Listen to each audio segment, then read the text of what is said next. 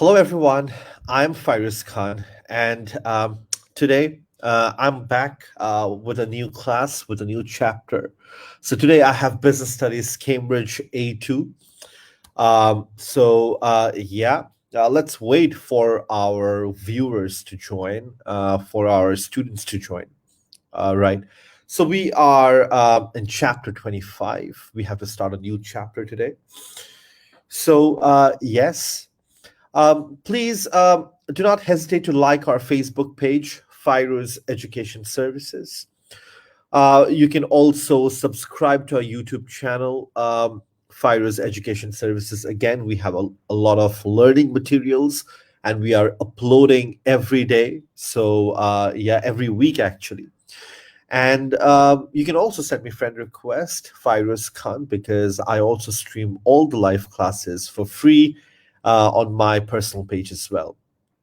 If you guys are here, I think there's some few viewers here. I think we should start. We should go. I hope you can hear me properly. I hope the internet connection is good. I took around 5-10 minutes to check the connection because previously there were problems. So, okay, the picture that you can see, here is a picture of a restaurant. Okay, let's say this restaurant's capacity, maximum capacity, or the maximum number of customers they can fit is 150. That's your maximum output capacity. You can fit in 150 customers, 150 diners, 150 people can eat at once, at one go. That's your maximum output capacity. And your current capacity is how many people do you have every day for dinner or lunch, or how many people visit you every day in your restaurant. Your maximum capacity is 150, but every day you have 120 customers. That's your current capacity.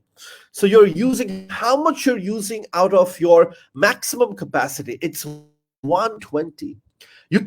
You can fit in 150 people, but at this moment you are feeding 120 people every day. That's your current capacity. And your spare or excess capacity is this number of seats that is left, because you're not running at full capacity. Running at full capacity means if I have 150 seats, I will feed 150 people. That's running at full capacity. But we are not running at full capacity here. We feed 120 people every day. So the spare capacity, if you just subtract, very simple, if you just subtract, it's 30. Okay, that's your spare capacity. Now, if you want to know that what is the percentage of your capacity utilization, you can easily find out. It's so easy. So what you can do is 120, okay, take the current capacity that you do every day, take that divided by maximum output capacity. What is your maximum capacity? 150 into 100. And that is 80%. So out of 100%, you're using 80% of the restaurant seats every day. So that is your capacity. So 80% is a good number. Okay, out of 100%, you're using 80% of your production facility. That's good. You're making good profit. You're using more of your resources. So that is a positive number. Okay, so your maximum capacity is 150. That's the total people that you can have in your restaurant. But currently you're feeding, or you have 120 customers, so that's not full capacity. Okay, full capacity means if we feed, or if we have 150 people every day, then we will be running at full capacity. But currently it's not. So your spare capacity, just minus 150 minus 120, the number of seats that's left every day, that's 30 seats. And you can find your percentage by simply 120, your current capacity, divided by maximum output capacity, which is 150 into 100. At this moment, this restaurant uses 80% of the seats, which is a good number, not bad. So they're using 80% of the resources. Uh, Now let's go ahead. Let's have a look at one more example. We will have a look. We will look at more. Let's say the industrial side. Let's say you're a textile factory. Let's say you have a textile factory, and your maximum capacity is, look here. Look, your maximum output capacity. Let's say it's 150 tons or 150 metric tons. That's what you do. That's much that's how much you produce every day, thread or clothes, anything. Okay, that's your maximum capacity, 150 tons. Now what is your current capacity? How much are you producing at this moment? This is what you are capable of. At this point you're doing 130 tons. You're capable of 150, but you're doing 130 tons because that's the order that you have. So your spare capacity, as you have guessed from now, it's 150 minus 130. That's 20 tons. Okay. Now, if we have to find the the current capacity percentage, we will simply take 130, divide by 150 into 100, and that is 87%. So this factory uses 87% of its resources, which is good, which is again a very high amount, more than the restaurant that we've compared. Okay, so it is a good amount. Now the more capacity you use, the better it is. Why, we will talk about it, but then there are disadvantages also. But this is the chapter about, it's about capacity utilization. Okay, if you have any questions, please do not hesitate to comment on the section here. Type in on our page, Fyruz Education Services. If you comment on Fyruz Khan profile, I will not be able to see. So make sure you comment on Fyruz Education Services, so I will be able to see. There's a problem with the system. I'm trying to fix the comment thing here, but then yeah. So this is what the chapter is about. So capacity utilization is the proportion of maximum output. So what is your capacity utilization? We know maximum output is 150. Your current capacity is 130 tons. And if we want to find out the percent, this is the math that we need to do. So what is the proportion of, what is your capacity is, what is the proportion of maximum output that you do at this point? And this is the formula: current output level divided by maximum output level into 100. That is the rate of capacity utilization. So 87% is the rate of capacity utilization. So capacity utilization is the proportion of maximum output capacity. So our maximum output capacity is 150 tons. Now, what is our capacity? Our current capacity is 130. Okay, so that is our capacity utilization, and the rate is 87%. As simple as that. Okay, let's go ahead. So there are two impacts that you need to think about, because I told you that, if you have full capacity utilization, if you, let's say your capacity is 150 and you are currently operating at 150 tons, that's very good for you. You're at full capacity. If your restaurant has 150 seats and you are being able to feed 150 people, that is very, very good, because you're running at full capacity. When you run at full capacity, or when your capacity rate is high, when your capacity utilization is high, what happens is your average cost falls. Your average cost becomes less. Again, economies of scale. The more you produce, average cost per unit will fall. So that's what impact on average cost. Average cost will fall. Um, we will have a look at one more example again. Think about a hotel which has 100 rooms. Okay.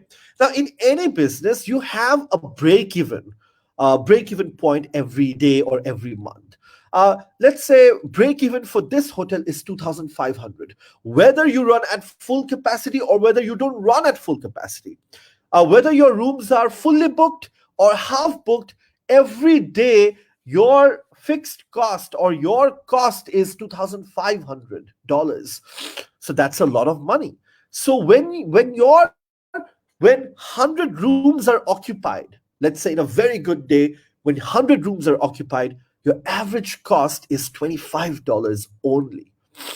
But if your hotel is half booked, if only 50 rooms are booked, just look at this. If 50 only 50 rooms are booked out of 100 rooms, then your average cost, it rises to $50 from $25.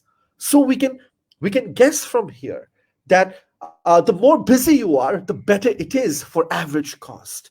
If you're running at if you're running at full capacity, if you're running at full capacity, then what happens is your average cost will fall down.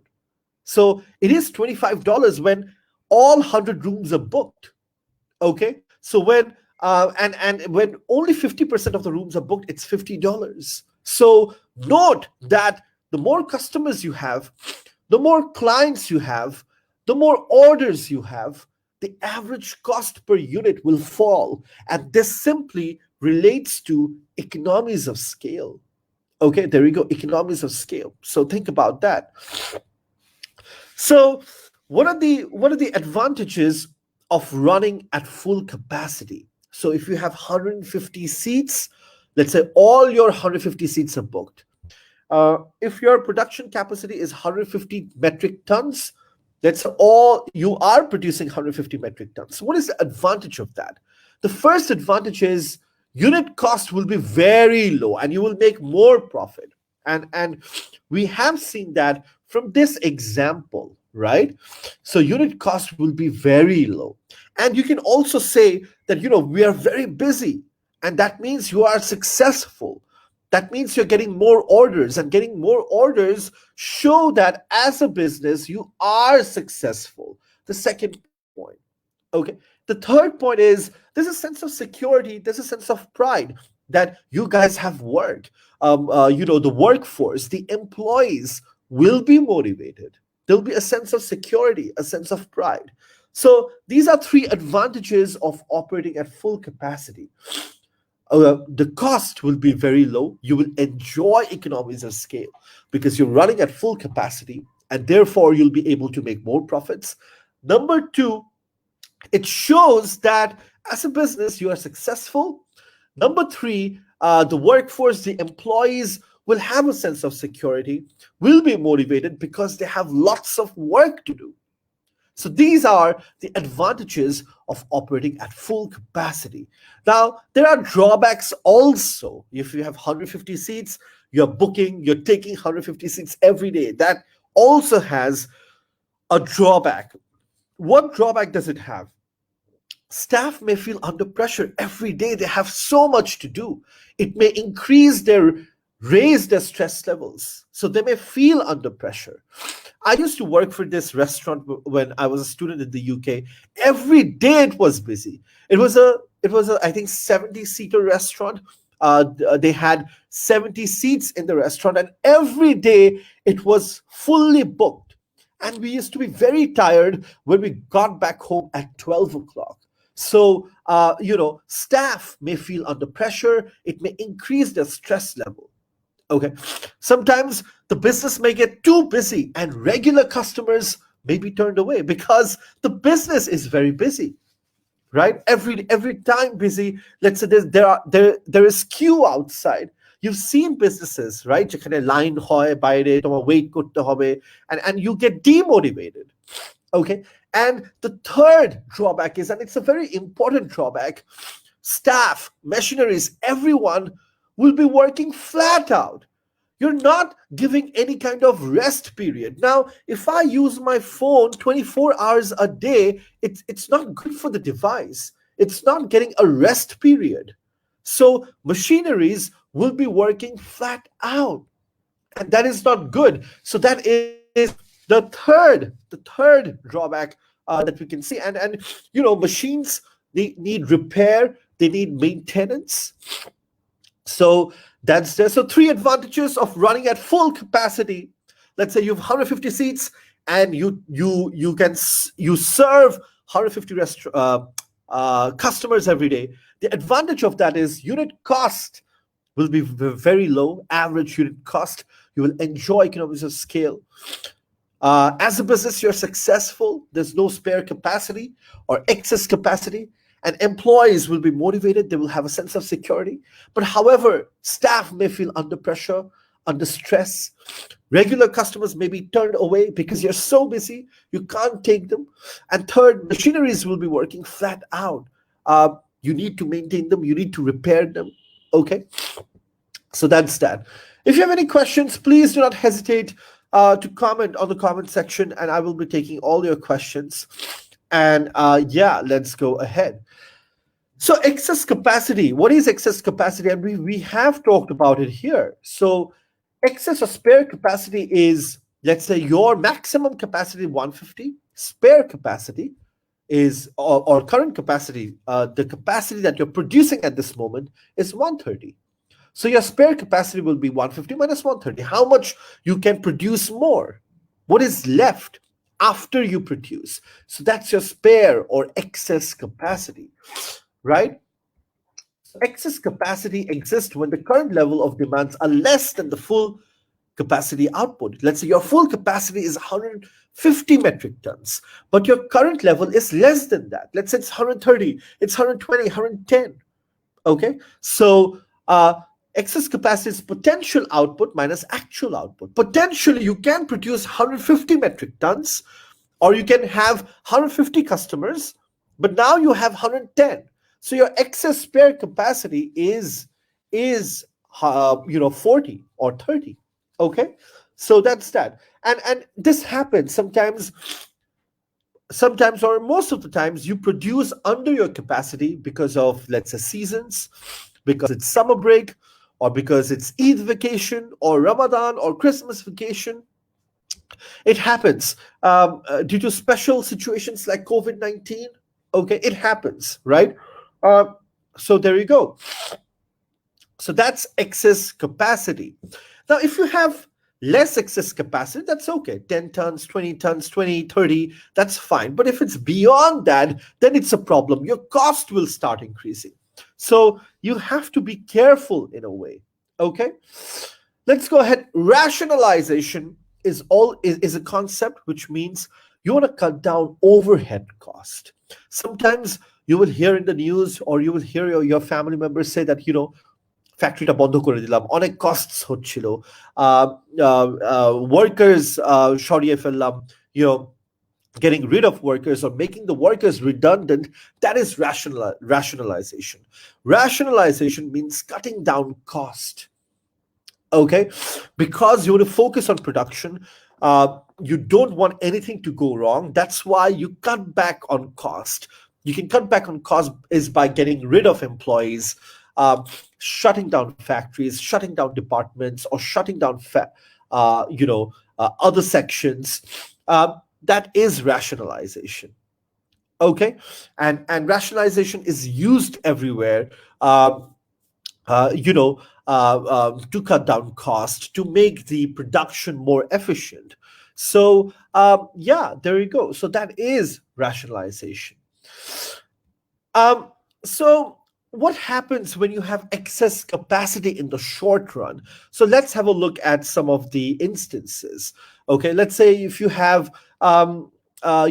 if you have, let's say your maximum capacity is 150 tons, but at this point you have 100 tons order. So you have an excess capacity of 50. So what do? There are two options. You can maintain output and produce for stocks. You can produce goods for 150 tons, okay, and you can store them for later use to sell it later. But option two, you can do option two, which is, hire part-time workers, produce other products. You have flexible equipment and produce other products. Or you work 3 days a week. You can also do that. For example, a lot of pharmacy companies are not producing any kind of medicine. What they're doing is they're making masks, they're making sanitizers, because people are not buying other medicines. People are focusing on these things because of COVID-19. So instead of making those regular medicines, you can make sanitizers because that is selling really well. So you have two options. You can either carry on what you were doing, okay, because those products will be needed later on. Or you can hire part-time staff, you can hire temporary staff, you can have flexible equipment, you can make other things. You can have short-term working. Instead of working for 7 days, you can just work for 3 days or 4 days. Okay, that's what you can do. So yeah, there we go. Um, so we will have a look at advantages of this. If you just don't think about anything, if you just don't care about anything, and if you just produce, let's say, clothes or food for 150 people, what happens? You don't need part-time staff. Everybody will be motivated. Everybody will have job security. You don't need to change production schedules, and you make stocks and stocks can be sold later. So let's say I don't have demand for these kind of diaries now, but there will be demand after 3 months. So I will just keep on producing and I will store it in a warehouse and I can sell it later. So there's no point of changing my production line. There's no point of changing my workers or getting rid of them. No, I don't need to do that. Okay, I can just produce. This is a diary. I can store it. If it was food or drink, I would think about it because those are perishable good. নষ্ট হয়ে যেতে পারে. Since it's a diary, or since let's say it's a phone or a pen, I can store them. So I will store it. I will make it and store it. Okay. But the disadvantage to that is it cannot be used, as I told you, it cannot be used for perishable stocks. It cannot be used for, I'm having a grape juice. It cannot be used for a grape juice. It cannot be used for fruits. It can be used for frozen food because not. And then also you have to keep in mind about your stock holding cost. When you hold stocks, it increases your cost because you need a warehouse to store them. And that may increase your cost substantially. Okay. And let's say I'm storing this item, but demand may not increase. There's no guarantee that demand will increase for this. There's no guarantee. And the goods may also get damaged. So these are the advantages and disadvantages for option one. When you have excess stock, what you can do is you don't care about anything, just maintain output and produce for stocks. These are the advantages. Okay, and these are the disadvantages. But if you go for option two, if you have excess capacity, option two is hiring part-time or temporary labor, having flexible equipment, and producing something else rather than your main product, short-term working conditions. So the advantages is that production can be reduced. You can reduce your production, so you're not going for waste. You're reducing waste. Okay, and other products can be made. So now, let's say nobody is having, let's say, nobody's using, let's say, headache medicine. But now everybody's using sanitizers. So let's say we're a pharmaceutical company. To make sanitizers, it's so easy. So instead of making other medicines, we will focus on sanitizers. We'll focus on making medical gloves and masks because they are being sold. Right, they are in huge demand. So we can make other products if we have flexible machines, and it avoids stock building up, because when you build up stocks, there is no guarantee whether you can sell them in the future or not. There is no guarantee as such.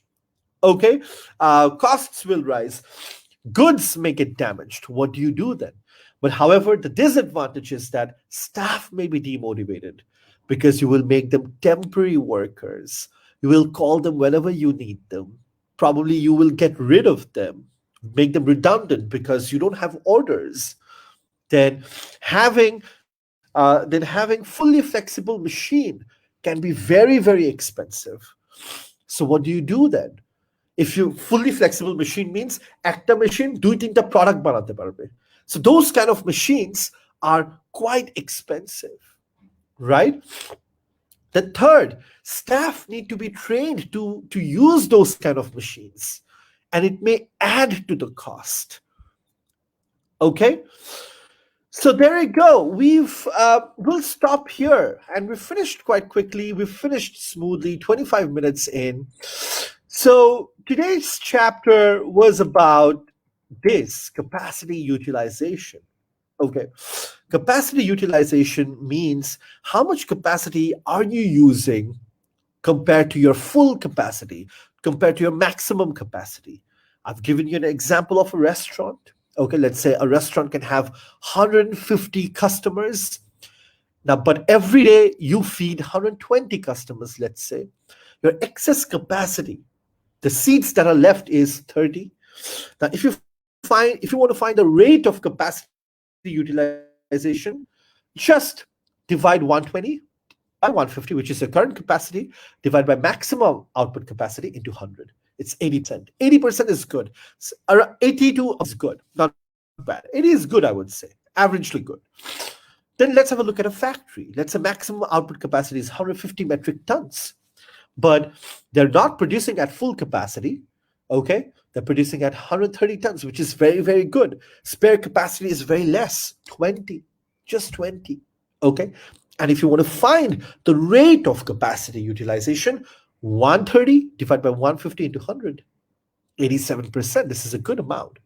But running at full capacity is good. If you have 150 metric tons, if you can produce 150 metric tons, that's an advantage. Okay, yeah, the formula is here. There you go. So that's an advantage because your average cost will fall. It'll have an impact on your average cost. The more you produce, the better it is for you. Okay. We've also seen an example of a hotel. Let's say a hotel has 100 rooms. Now the fixed cost of the hotel is $2,500. When you have all 100 rooms booked, your average cost is just $25. But then when only 50% of it's booked, then your average cost rises to $50.